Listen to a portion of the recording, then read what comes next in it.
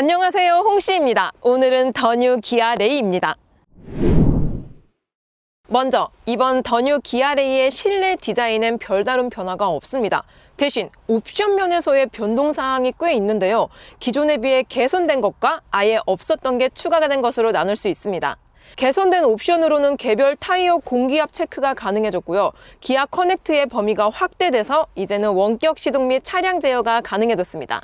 새롭게 추가된 사항으로는 차로 유지 보조, 후측방 충돌 방지 보조 등과 같은 ADAS류가 드라이브 Y주에 추가가 됐고요.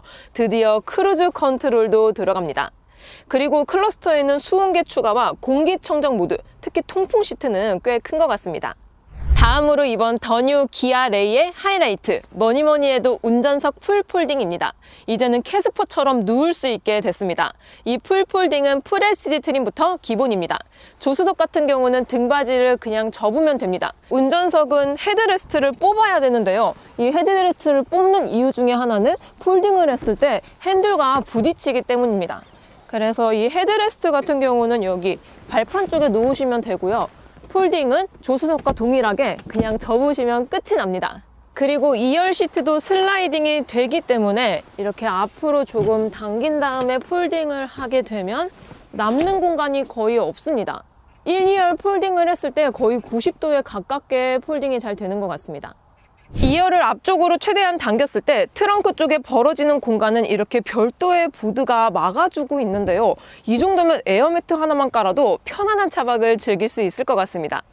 이렇게 안쪽에 앉아보고 허리를 지금 다 꼿꼿이 폈거든요. 그런데도 헤드룸이 여유롭습니다. 확실히 캐스퍼보단 쾌적합니다. 기본상으로는 거의 중형 SUV급의 공간이 나옵니다.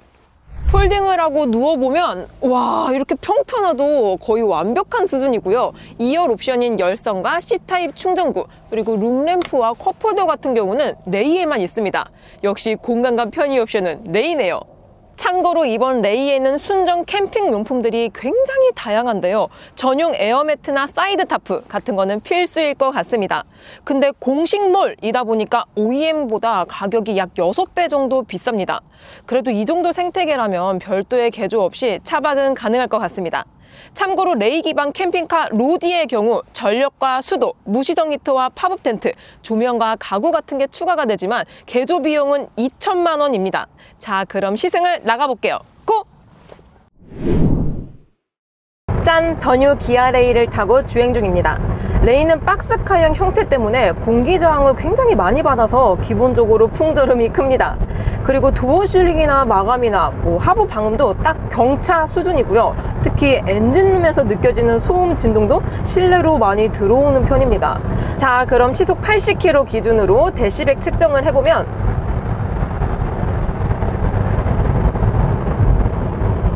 평균 68에서 69 데시벨 정도가 나옵니다. 이게 엑셀링 할 때 보면 이 3기통 특유의 매캐한 음색이 조금 거슬리는 것 같아요. 그리고 타이어도 워낙 작아서 소음을 흡수해주는 파이가 적고 전반적으로 점퍼 전과는 별다를 게 없는 수준인 것 같습니다. 드디어 풀악셀 타임입니다. 신형 레이의 드라이브 모드는 없습니다. 자, 그럼 히터라도 끄고 저속에서 고속으로 풀악셀! 얍! 올라갑니다! 야, RPM 6000! 진짜 시끄럽다. 그래도 달릴 수 있기는 있습니다. 좀 시끄러워서 그래요. 바람을 갈고, 야, RPM을 거의 한 4, 5천씩 쓰는데요. 가긴 가지만 이거 이렇게 밟아도 되나? 의문이 듭니다. 신형 레이는 76마력의 9.7토크입니다. 초기형은 2마력이나 더 높았는데 밟아도 안 나갔었습니다. 하지만 이제 그런 건 없는 것 같습니다. 이건 1차 페리 때 엔진 매핑으로 발진 가속력을 높이면서 개선된 상황인데요. 그래도 엑셀 피드백은 조금 느립니다. 평소에도 RPM을 거의 3000 정도로 좀 높게 쓰는 것 같고요. 다시 한번 이렇게 밟아봐도 시끄럽고 이렇게 속도를 올리는 데까지 시간이 걸려서 그렇지 그렇다고 또 고속도로 주행은 무리가 없는 것 같습니다. 발진 가속력이나 실제 가속도 초기형보단 확실히 좋아졌어요. 그리고 이번 신형 레이는 승차감이 좀 바뀌었다는 평이 많아서 코너를 돌면서 느껴보도록 하겠습니다. 특히 레이는 무게중심이 높아서 코너 돌다가 누워버린다는 그런 우스갯소리도 있는데요. 물론 그런 일은 일상 영역에서는 없기는 합니다. 자, 그럼 고속 코너링! 오, 일단 일반적인 차들처럼 안정적이지는 않은데 초기형보다는 확실히 좋아졌습니다. 이 롤링이 조금 있긴 하지만 그래도 안정감이 좀 더 올라갔다고 생각이 있는데요. 쏠림이 있긴 있지만 무게중심이 살짝 아래쪽으로 이동이 되어 있는 것 같습니다. 그리고 핸들링도 가볍기 때문에 코너를 돌 때 쉬운 것 같습니다. 마지막으로 방지턱을 넘으면서 2열 승차감을 느껴보도록 하겠습니다. 시속 30km로 방지턱을 넘어보면 아이고 역시 엉덩이가 아프네요. 충격 감쇄가 거의 안 된다고 보면 될 것 같습니다. 차가 노면 상황을 아주 디테일하게 읽어서 불쾌할 정도예요. 역시 차급이 차급인지라 토션빔다운 잔여진동이 놀이기구를 탄 것 같은 기분이 듭니다. 장시간 타기에는 조금 힘들지 않나 싶습니다. 자, 이렇게 더 뉴 기아 레이 신형을 타보았습니다. 이제부턴 레이의 가성비를 살펴볼 건데요. 먼저 레이는 10년간 2번의 페이스리프트가 되었습니다. 초기형은 LED 램프류와 플래그 형태 사이드미러 등으로 귀여운 느낌을 추구했다면 1차 페리에선 프로젝션 헤드램프와 사이드미러, 원형 안개 등으로 부드러운 모습을 보여줬습니다. 현행 2차 페리에선 헤드램프를 세로형으로 바꾸고 후면부도 트렌디하게 업그레이드 되었습니다. 실내는 아까 보신 대로 초기 2포크 스티어링 휠이 중기형에서부터 3포크로 바뀌고 내비가 8인치로 확대가 된 것 외에 큰 변화는 없었습니다. 가격의 경우 최상위 트림 기준으로 초기형은 1,495만 원이었지만 현재는 1,720만 원으로 10년 사이에 220만 원이 올랐습니다. 더 뉴 기아 레이의 인기 조합으로는 중간 등급인 프레스티지에 8인치 내비게이션과 컴포트 2를 선택해서 1,760만 원에 가장 많이 팔리고 있습니다. 프레스티지는 기본적으로 인조가죽 시트와 운전석 통풍 시트, 버튼 시동 스마트키 같이 탈만한 옵션들이 꽤 많이 탑재된 트림인데요. 여기에 8인치 내비게이션으로 인테리어 효과와 프로토 에어컨을 넣고 컴포트 2로는 뒷좌석 옵션을 보강하시는 것 같습니다. 이 조합을 경쟁차에 대입해보면 캐스퍼의 경우 디 에센셜 트림의 컴포트만 추가해서 1,740만 원의 구현이 가능합니다. 모닝은 시그니처의 멀티미디어 패키지 2를 추가해서 1,660만 원이면 비슷하게 맞출 수 있습니다. 이렇게 되었을 때 캐스퍼와 모닝에선 선택으로도 없는 개별 타이어 공기압, 그리고 뒷좌석 열선 시트와 같은 게 레이에는 있다는 게 장점인 것 같은데요. 대신 가격 면에서는 레이가 가장 비쌉니다. 공간과 디자인을 뺀다면 가성비는 모닝이 가장 좋을 것 같습니다. 신차로서의 인기가 높다는 것, 중고차로도 인기가 높다는 뜻인데요. 주행거리 2에서 4만 내의 무사고 레이는 잔존율이 최대 82%입니다. 모닝은 65%예요. 그만큼 레이는 감가 방어가 좋다는 건데요. 근데 함정이 있습니다. 보험 등급을 살펴보면 캐스퍼 모닝은 15등급, 레이는 17등급입니다. 등급이 높다는 것, 즉 사고 사례가 많다는 뜻입니다.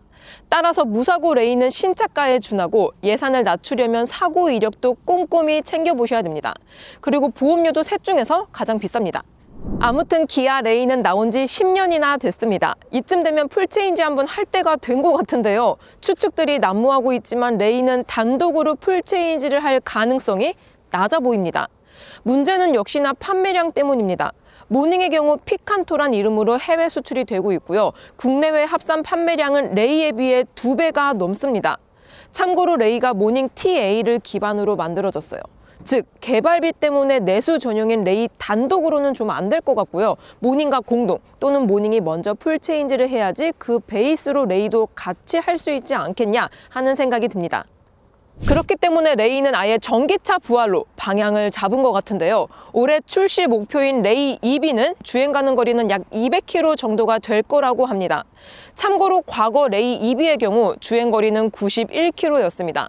그리고 DC 콤보 충전 단자와 겨울철 성능 유지를 위한 배터리 예열 기능까지 적용된다고 하는데요. 경차로서의 출력 부족 문제도 해결될 수 있으니까 판매량에 유의미한 공헌을 할 것 같습니다. 아무튼 차박용 V2L은 꼭 들어갔으면 좋겠어요. 마지막으로 안전과 혜택면을 보자면 레이는 초기형 KNCAP 충돌 테스트에서 정면, 측면, 충돌 별 5개를 받았습니다. 대신 10년 전 플랫폼이기 때문에 신규 플랫폼이 사용된 모닝, 캐스퍼보단 아쉬운 부분이 있을 것으로 예상이 됩니다.